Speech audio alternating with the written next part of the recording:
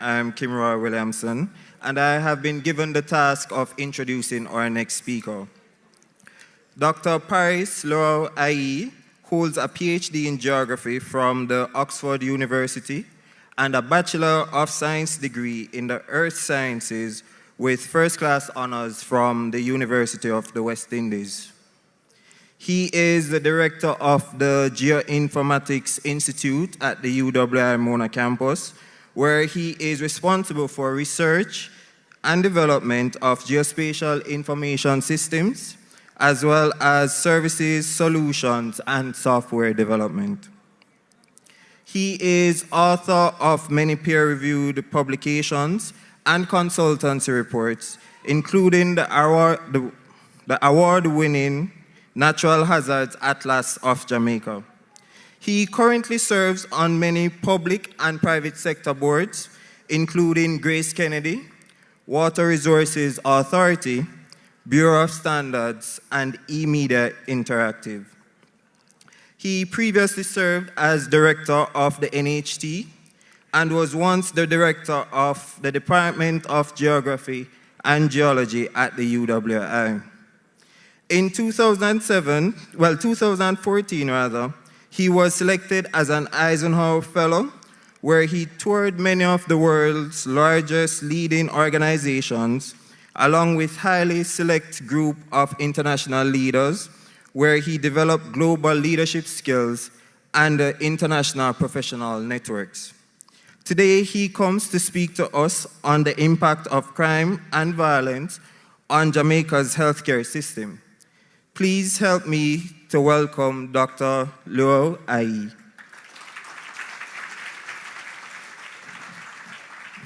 Thank you very much. Good afternoon, everyone. We have quite a turnout on our Sunday afternoons, but the presentation today, but the theme for this conference is perplexing issues, customized solutions. And I don't think there's anything more perplexing than the situation related to crime and violence in this country right now. The cost and the impact on this country, both directly and indirectly, are quite severe. They are vexing and perplexing, but we have to take a very strong attitude as to how we're going to deal with this problem. But today, you guys have been exposed to many different elements related to your industry in the pharmaceutical field. But let's try to bring this all together into the broader society in which we, our families, our friends live, to try to get a holistic sense as we try to bring this conference to an end. Not quite as depressing as it may be, but you want to see your role in this particular endeavor. I want to bring your attention to this report here, the cost of care report. I want to also highlight my co-author, Dr. Deanna Ashley. Dr. Ashley, Dr. Ward, Professor McCartney, and Dr. Toppin. They're the real medical doctors. They're the ones who have been in the trenches looking at this kind of data. I was supporting them. But one of the things that we found out in this landmark study was the real dollar value of the impact of crime and violence on this country. So let's just take a look at this thing. But when you talk about the pharmaceutical industry, it's more than just drugs, isn't it? It's about business logistics, it's about your operations, it's about staff, it's about your patients, it's about all your customers, it's all about everything connecting together in the business that you're in. But we also have to understand the needs of the patients to access medication. What are the impacts of getting or not getting medication on broader society? And we need to try to connect all of this into where we are as a country. So today we're going to have three main sections of this presentation. We're going to introduce you to the technologies that are being used. We're going to give you a situation report, where we are with crime in this country. Crime has many different shapes, forms, and scales that we have to deal with. We get national crime statistics, but national crime statistics don't mean anything in Kingston. Kingston crime statistics don't mean anything in Denham Town. Denham Town crime statistics don't mean anything along Bread Lane or so on. So we have to look at the different scales at which data is collected and utilized. And then finally, we're going to look at the injury, hospital dynamics, and how all of this contributes to the cost of care in this country. So We're going to talk about crime, and then we'll talk about the health sector in a few minutes, but what we have to emphasize here is the concept of beyond maps. Mapping is one-dimensional, it's old. What you do with that information is far more important than mapping. And that's the element that we're going to connect in this presentation today. We want to not just look at relationships, we also want to predict, we want to simulate all of this information with what you know, with what other data are available to provide context. This is how you begin to develop a real solution in a comprehensive way. My organization, the Mona Geoinformatics Institute, has had all kinds of different adventures in different national objectives. But as you heard from my introduction, I'm a geologist. So how did I get involved in all of this thing? And I blame Dr. Ashley and Dr. Wood. Because what happens ultimately is knowing where is going to be a very important element in terms of how we come as a country to figure out what do we do. So we've done work in terms of mapping different police divisions. We've done GPS mapping for intelligence gathering inside communities. We've done firearms training simulations. We've been out in the field with the different police. We've been using drone technology. We've been mapping gang movements across the country in different political enclaves. And we've been defining the enclaves themselves, because simply telling someone that a gang is across the road isn't enough. You bring in the reserves, you bring in backup from other parts of the country. They don't know what across the road means. If you're already across the road, what does that mean? You start attacking the police station? You have to understand these kinds of relationships when you're doing operational activities. 3D rendering is very important to create a virtual world in which you can not just brief somebody with a stick in the sand and pointing out, you are here and you need to go there. You need to bring the world to you. What you're seeing there on the left is a virtual X-ray of New Kingston. On the top right is New Kingston at night. And then I think you recognize where we are in the bottom right. All of this is a virtual world. This is a virtual flankers, and you're able to see not just the density of buildings, but how you relate building density to slope and terrain, road network in those areas, choke points for ambush, patrol mechanisms. You know, in flankers, it's almost ridiculous to try to patrol that terrain with a Corolla. So what do? You put them in an open back Hilux in very tightly spaced communities with a hill overlooking the people sitting in the back of an open back pickup. So these are the kinds of situations. Flankers has the profile of Papine, not West Kingston. So patrol strategies in these kinds of areas cannot simply look at the crime element alone. You have to look at the terrain, you have to look at the layout, you have to look at the entire system at play here, not just looking at crime and crime alone. We've done 3D forensic recreation. Again, we can look at ballistics, we can look at blood, and we can recreate the crime scene based on forensic evidence, based on eyewitness evidence, based on whatever you want to throw in there. It's a virtual world, you control this. We have an MOU with what's now the Cari-Med Institute of Health Research, and we've done a lot of work in chronic disease mapping, malnutrition. We've done CHICV mapping, which I'm quite pleased with. We've done homeless people and mental health issues. All of these adventures, as I say, we begin to put Jamaica into context. You don't just show where sickle cell people live. You show the environmental conditions in which they live. Rainfall, elevation, temperature. You want to find out where the infants are, what is the exposure to lead, what is where the CHICV case is located. That's the bottom left. What is the relationship between CHICV cases and the fogging program that are going on? What is the likelihood of an explosion of mosquitoes depending on rainfall and uncleaned drains? Everything needs to connect when we're talking about public health and we're talking about environmental health. We've mapped every pharmacy in Jamaica, and we've done the kind of analysis of how many things are within 5 minutes, 5 hours, 10 minutes, 10 hours, whatever, and figure out the kind of, whether it's market analysis, whether it's transport logistics analysis, whether it's economic analysis, and so on. You want to try to figure out these kinds of relationships. Everything does not exist in a silo. We're connecting all the people between infrastructure, between social environment, between the natural and physical environment. So that's the first part, mapping. So now we're going to talk about crime. This is a hotspot map of all crime in Jamaica for 2016. We're tracking 2017, but I'm not showing you any of that stuff yet. But that's Jamaica. And that's very important to understand. This is Jamaica hotspot for 2016. This is January 2016 pattern, January 2017 pattern. So patterns change over time as a result of activity or inactivity, as a result of natural progression or some kind of trigger that can create some kind of a result.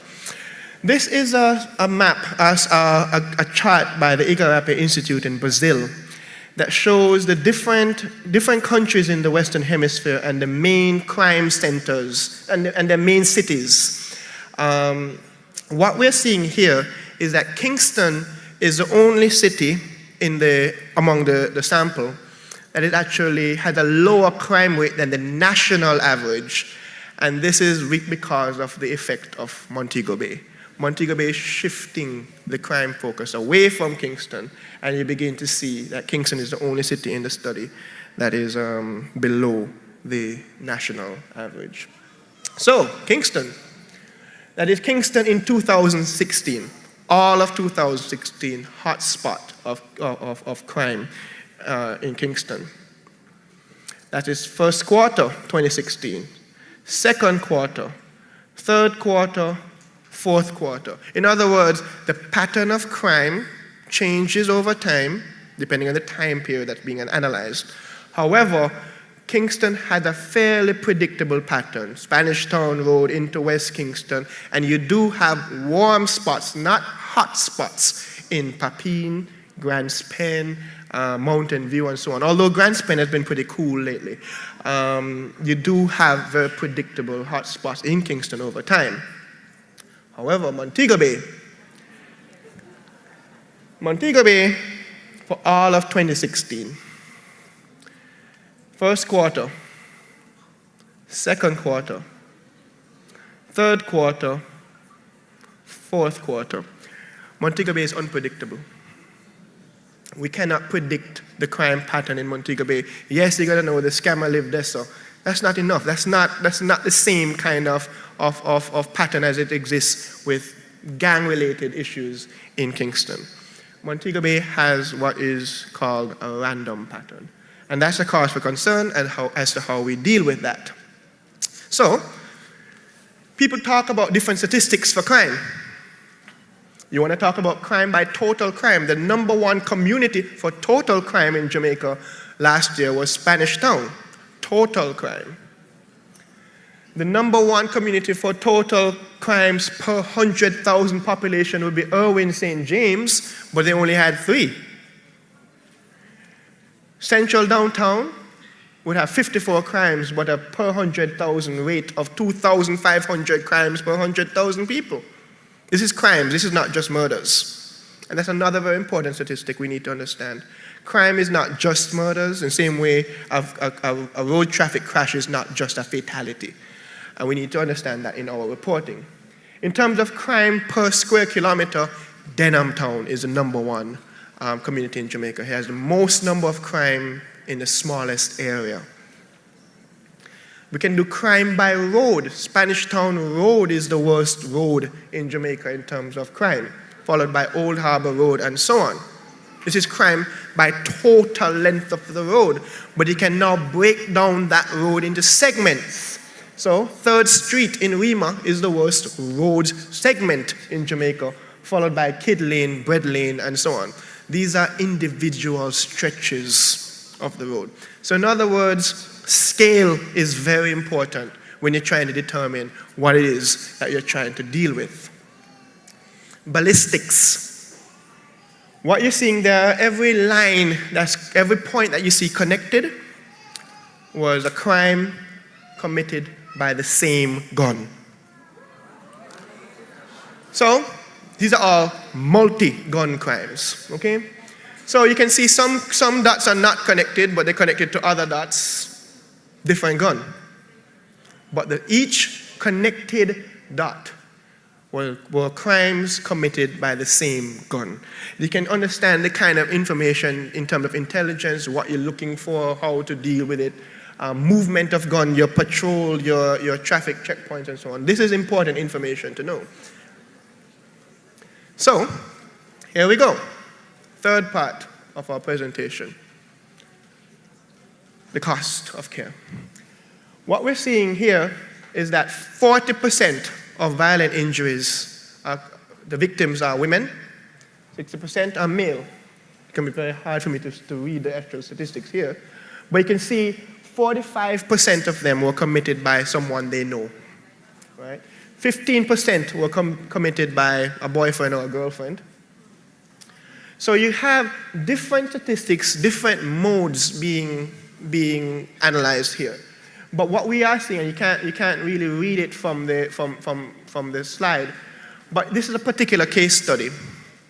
That what we're looking at is a victim that was admitted to intensive care unit, and this single case cost how much, Dr. Ashley? 5.3 million? 5.3 million for one case of violent injury admitted to the hospitals. Do you guys get copies of this presentation afterwards? I think somebody should give you guys this, because the numbers in there are pretty critical for you to understand the nature. It's not just violent injury, patch him up, tape him up, and send him home. You have different conditions, different circumstances, and the kind of information that you'll get from this can determine anything from a policing strategy against reprisals to how do you deal with domestic violence through counseling. And this is another case study of road traffic crashes. It's a different kind of case in hospitals. The circumstances of injury are different, but there's no less of a cost to the healthcare sector and to the country at large. And you in the pharmaceutical industry have a very important role to play in this. So, the linkages between hospitals and incidents are also very important. You want to be able to understand how far are people being transported from where an incident occurred to the hospital itself. Were there many other hospitals along the way that you passed? Should you have more ambulances? Should people stop throwing a victim into the back of a taxi and making something worse before it gets, you have a gunshot wound in your knee and you come to hospital with a whiplash? Right? You have to be able to understand the role of first aid in all of this, as well as the role of preventative healthcare in all of this. So, what we've done, we've mapped 8,419 injuries reported for a 6-month period in 2014. For that period, we had 1,392 road traffic crashes and 2,389 violent injuries. These do not include the 456 people who were murdered for that period. So you can imagine the kind of numbers we're dealing with in our sample. Cornwall Regional Hospital had 809 road traffic crashes that they dealt with in the period, and 1,246 violent injuries. And all of these cases came from 121 communities across the greater Montego Bay area. Not just Montego Bay, but the greater area. We're now therefore seeing a total of 544 communities out of 830 communities reporting at least one violent injury and one road traffic crash on these sample hospitals. We did not include, well, in this mapping, we did not include KPH, but KPH was used in the final cost of care study. So you can get to see what we're dealing with in terms of the hospital and injury dynamic. The red dots are the cases that were reported to Cornwall Regional Hospital. Every one of those dots represent the location where an injury occurred that was sent to Cornwall Regional Hospital. The red lines show what the range, those 121 communities, everything within those red line, every red dot within that red line was sent to Cornwall Regional Hospital for treatment. So you can see people are traveling some pretty good distances to get to Cornwall Regional Hospital. I'm sure there's several other health centers and hospitals or whatever along the way, but people are traveling very far to get to the hospital, right? Maypen, people are traveling on average of 22.9 kilometers. Spanish Town, 11.5 kilometers. Cornwall Regional, 22.5 kilometers. And St. Anne's Bay, 37.8 kilometers on average to get to these hospitals, okay?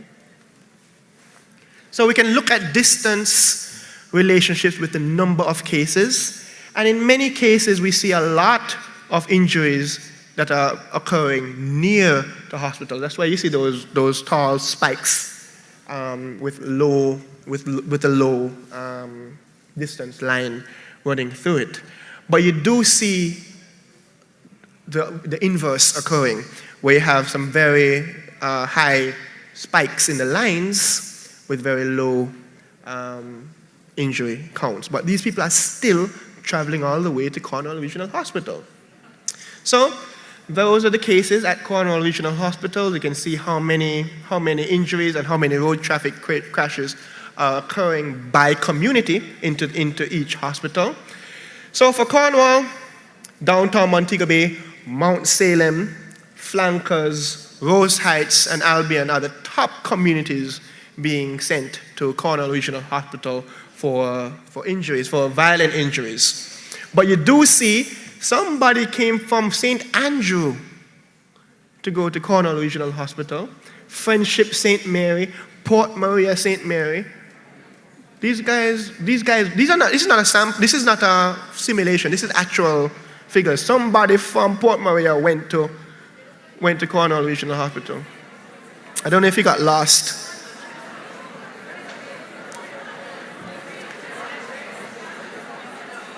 So you agree with that or don't agree with that or what? Anyway, doesn't matter. It's fact. Maypen. People are coming from Maypen, Forepass, Sandy Bay, Palmer's Cross, Denby. Makes sense. But people are also coming from Westmoreland to go to Maypen Hospital. People are coming from Moko St. James. Okay? I don't know whether, Dr. Ashley, people have preferences. They like the doctor there or something. Maybe they like the pharmacist. Doesn't make sense, but we do see these cases being brought to Maypen Hospital. St. Anne's Bay, Ocherias, Brownstown, Steertown, Runaway Bay, makes sense. Windsor, Portland, York, St. Thomas, going to St. Anne's Bay Hospital. Cave, Westmoreland, Bluefields, Westmoreland, going to St. Anne's Bay Hospital doesn't make sense. But there he was. Spanish Town, Old Harbor, Gregory Park, Central Village, Ensom, makes sense. Flower Hill, St. James, Rosemount, Westmoreland, St. Thomas. Why are these guys going to Spanish Town Hospital? Right?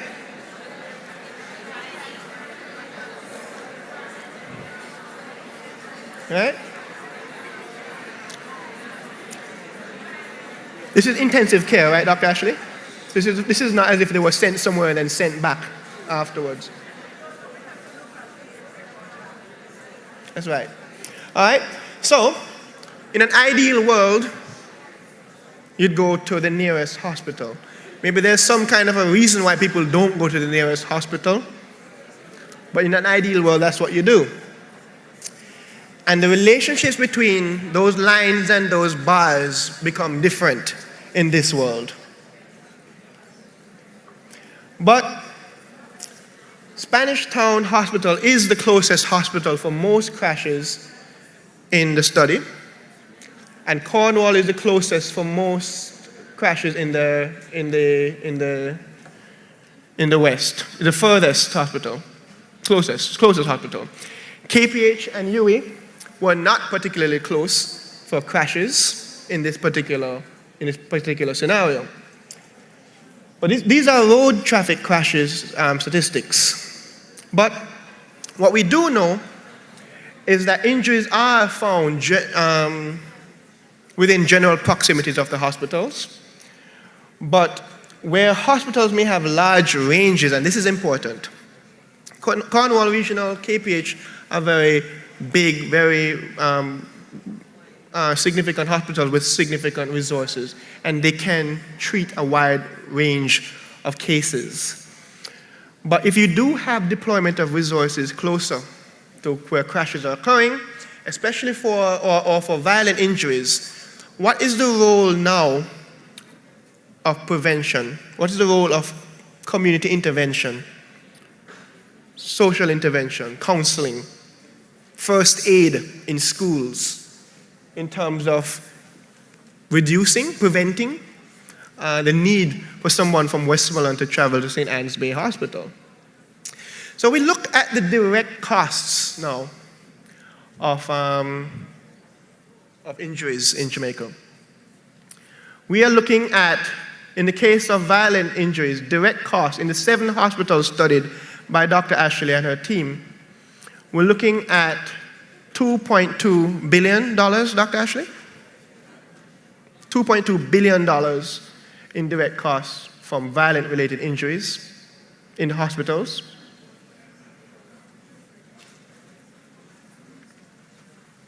But when you look at the total costs, direct and indirect, including loss of earnings, if a 25-year-old man gets shot and is disabled for the rest of his life, how much did we lose from 40 years of productivity from him?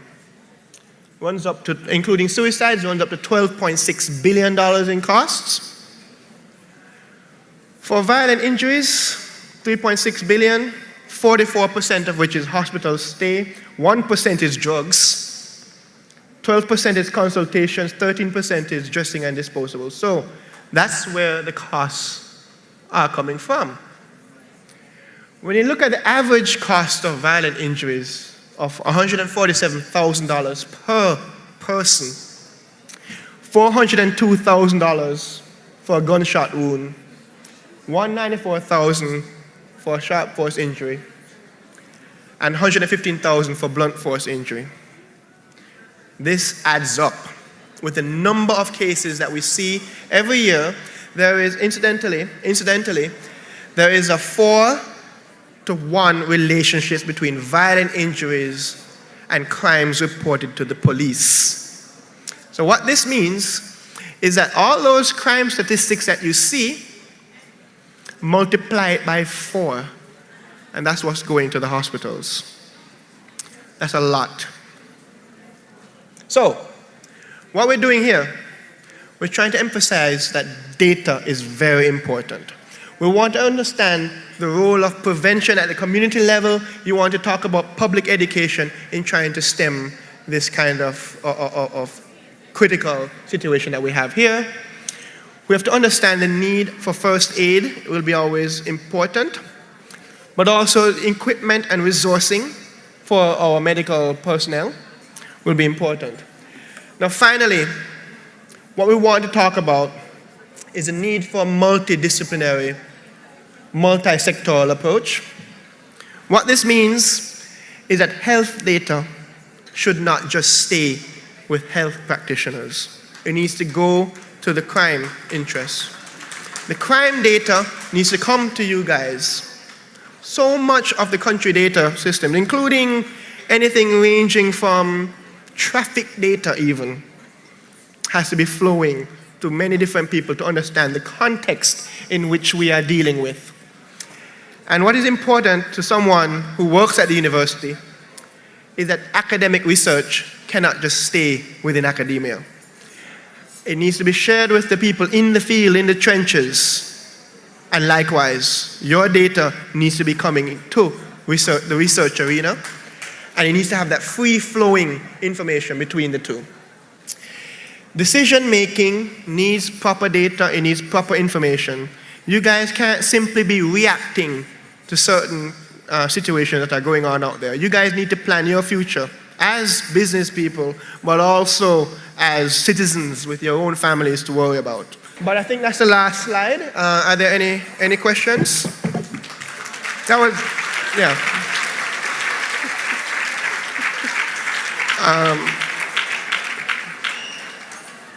Any questions, minor? I must say a big thank you, and I've always admired you because you have put data into practice. Thank you. For too long, Jamaica has been known to be overstudied. Yep. And I worked with the Ministry of Health. And in this room, we did quite a bit of research, and the tomes are sitting somewhere in UTech, okay. Some very relevant studies. Mm-hmm. The Ministry of Health also has most relevant data, mm-hmm. which has not been implemented. Right. They're collecting dust. Right. And I really admire you and congratulate you because a lot of what you have come up with have been actualized, right. And people are acting on them. But I'd just like to know, I think Dr. Ashley, at one time we did in the Ministry of Health the emergency training with the persons who would be first on scenes of motor vehicle accidents, mm-hmm. and whatever. Mm-hmm. That has been shelved. And I'm appalled that when we have motor vehicle accidents that are so critical, it's a person with the pickup or the taxi, right. That they are slung into the place. There's nothing at all called emergency medicine in Jamaica, right. Which I think should be addressed. That's right. Thank you for your presentation. There are two things in what you said a while ago that is important. The first thing in terms of road traffic crashes. We see figures that are thrown about how many people have died this year from road traffic crashes. I need to emphasize that fatal crashes amount to 3% of the total number of crashes in Jamaica. 3%. 74% of all crashes in Jamaica are fender benders, broken headlight, scratch bumper. 74%. But these also include those crashes that tear down a stoplight or tear down a pedestrian barrier. Nobody got injured, nobody got hurt. But you still have the removal of road infrastructure that are designed to protect people. So when somebody drives along the road and the stoplight is gone and him get killed, that was already recorded before. But nobody got hurt, so we should just ignore it. 3% are fatal. 13% are major in that they require hospitalization. And the rest would have been minor injuries. These minor injuries and serious injuries are the ones that are burdening the healthcare sector right now. Not the 3%, they're dead. Right? But you do have very important elements of dealing with the first aid, first on scene response. The second one is a data that's sitting down. And I'm sure that you have that studies in the ministry that are sitting down, but there's also studies in academia that are sitting down. The case study of this is CHICV. According to the Ministry of Health, only, 1,500 or so people had CHICV? That's clearly not true. You guys made a killing off selling, and it wasn't just to the 1,500, right? But how do you figure this out? How did we do our CHICV information? We looked at school absenteeism. Schools have the best network of the most people in Jamaica. Schools are not necessarily situated because there is some kind of business demand, the way a bank has to be situated in towns. Schools are where the people are, wherever. And we looked at absenteeism and we got 48,000 people in that period in 2014 that we we were able to capture that information. So you have to be innovative. You have to think outside the box to try to collect indicative data, not just clinical data. Any other questions? Hi. Oh, hello. Can I see? Okay. Good afternoon. Thank you for your presentation. I was just wondering, how is it that you came by the data that determined how far patients travel to hospital? Right. Each case had information in terms of where the crash occurred. We know, or violent injury occurred. We know where that happened, so we can map it. We also know that it ended up in Cornwall Regional Hospital, so we can do similar to what we did with the ballistics in terms of connecting an incident with a hospital that it was treated. However, in this case here, we use the road network now to plug in the connections, and therefore you could easily calculate the distance in 2 seconds for all cases. All right, thank you, Dr. Ayee, for your informative presentation. Now, we could sit and talk all day about data collection and all of that, but may I suggest a few points, humbly so. For instance, your presentation showed that there was a commonality of weapons used to perpetrate many crimes, right? And it also showed that there's a challenge from scene of crimes, scene of accident to urgent medical care, really distance from the hospitals. Yep. Your presentation also shows where crimes are concentrated in various communities. Yep. So I just have a simple suggestion for each. One, where you have crimes that are concentrated in various communities, covertly place cameras in these areas, no fanfare. Yep. The fanfare comes when you solve the crimes because of this technology. Yep. Second, as regards to guns, there was a situation where a dog was found out in the sea, and it was rescued, and it had a coded electronic device that showed that its owner was knocked down while jogging, and the dog was traumatized. We can put up device in all weapons, legal or otherwise, in Jamaica. The other point, the paramedical training. We have this in developed countries. We have the NIF fund. We have a lot of drugs and resources being wasted with drug serve where people getting medication free. Much of them that they don't need. They are trading these medication for what I understand. Mm-hmm. Why can't we have a paramedical team based on your data in various areas, probably 1 per 3 parishes, depending on each the split of the data. We might have one for one particular parish, 1 in 3 parishes. Yeah. We need to have solutions to these things. Right. It's not a... Yeah. I'll take the CCTV and electronic tagging together. What is important is that the technological potential and solutions are there. The question is not whether CCTV and electronic tags can work or can do it. It's how is it going to be implemented? How is it going to be sustained and maintained? It makes no sense that we're able to have this technology and we don't use it.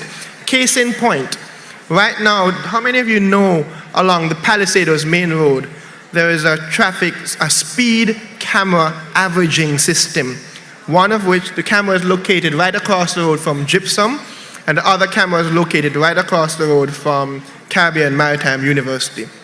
When you pass one of those signs, it takes a picture of your license plate. When you pass the other one, it takes it again and calculates the time it took you to travel that distance.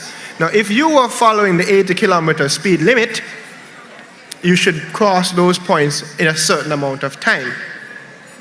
If you do it too fast, you are speeding. Simple as that. A spot check doesn't do anything because you can slow down when you see the radar or whatever, or people flash their lights. But the speed averaging system calculates the speed throughout. Port Royal Street has a traffic camera that can take a picture of your license plate if you run that light at Port Royal Street. There are also cameras that can take pictures of license plates and know how many warrants are out for you because you don't pay your 900 tickets. None of these work.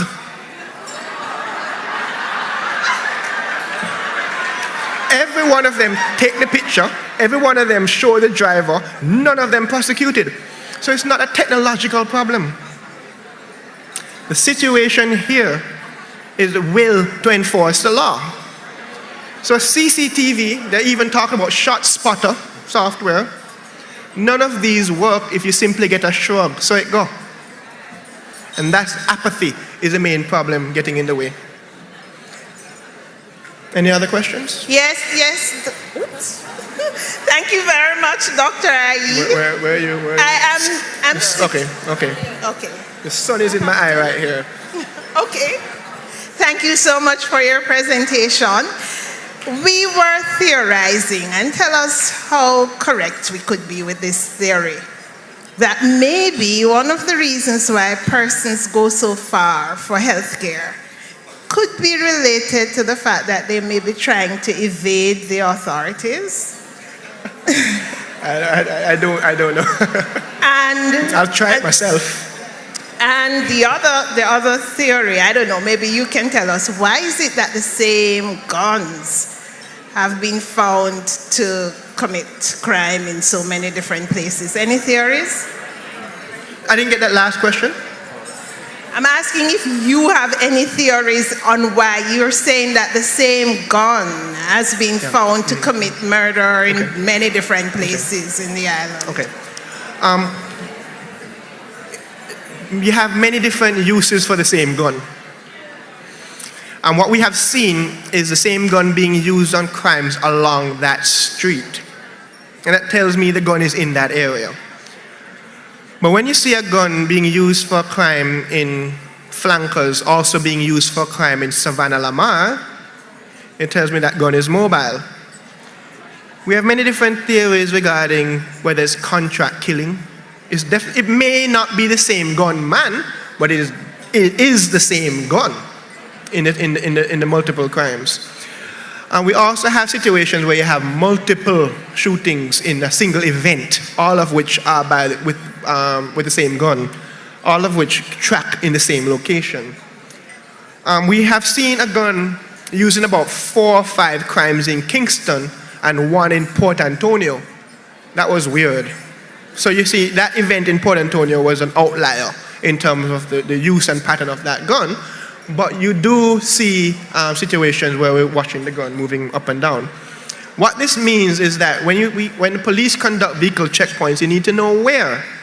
If a gun is freely moving between Savannah-Lamar and Flankers, you now need to start looking at your checkpoints in between Flankers and Savannah-Lamar. That gun is moving between those 2 areas. Gang movements, like I showed you in a map earlier on, you can track gang movements, especially if you know their motives, and based on intelligence, you can figure out what's going on. But what's important is that we don't just jump to conclusions without data or evidence. We need to look at those relationships. You cannot just look at it and say, yeah, it feels so. You have to have this with the right amount of intelligence. Anything else? Any other questions? Yes, Doc. Good day. Very good presentation. I was always of the notion that most crimes are committed very near to hospitals. For example, Denan Town is located near to KPH. We have Spanish Town Hospital, Cornwall Regional. I realize, but from your presentation, I'm thinking twice, but I was always of that notion that most crimes are committed near hospital because the criminals have the notion that they can get fixed up quickly. And I was wondering with regards to persons traveling from Savannah-Lamar to Cornwall Regional if they were fleeing persecution from other peoples in the community. And there was another point. I forgot the other point. Well, one of the most that we don't know, and one of the key things here is that I'm not free to speculate on those kinds of that kind of, especially persecution.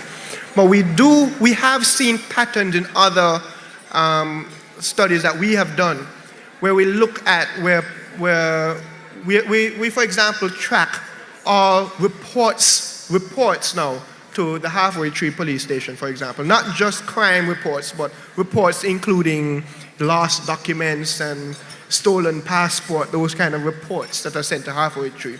But we do see an inordinate amount of Papine-related crime reports being made at Halfway Tree. That doesn't make any sense, because why would you have a Papine-related incident being reported at Halfway Tree? And the answer is twofold. One, they're sick and tired of the Papine police station because they don't bother respond and take forever to get back to me. That kind of customer service element of the police station. And the other element is one of trust. So they don't report a Papine issue to the Papine police station because they don't trust the Papine police. Very, very weird type of things there. But in the case of medical treatment, I don't know, if I have a bullet hole in me, I'm going to the closest hospital, not 2 parishes away. But you know. A question here, sir. You said that the cameras are out by palisaders. And cameras can be used for 2 things. I can't see. Where are you? All right, so the cameras can be used for 2 things. One, to prevent a crime, and one, to actually catch the person in the act. Yeah. You said the data is not being used, that's one thing, but if persons are aware that these cameras are placed at different places, don't you think that it will reduce the speeding of persons? So people of Jamaica need to know that the cameras are around. There's a strong deterrent role of cameras in communities. But at the same time, the minute people know that those cameras aren't working or they're not being used, I mean, they could probably pretty much use it for target practice, the way some of these areas are.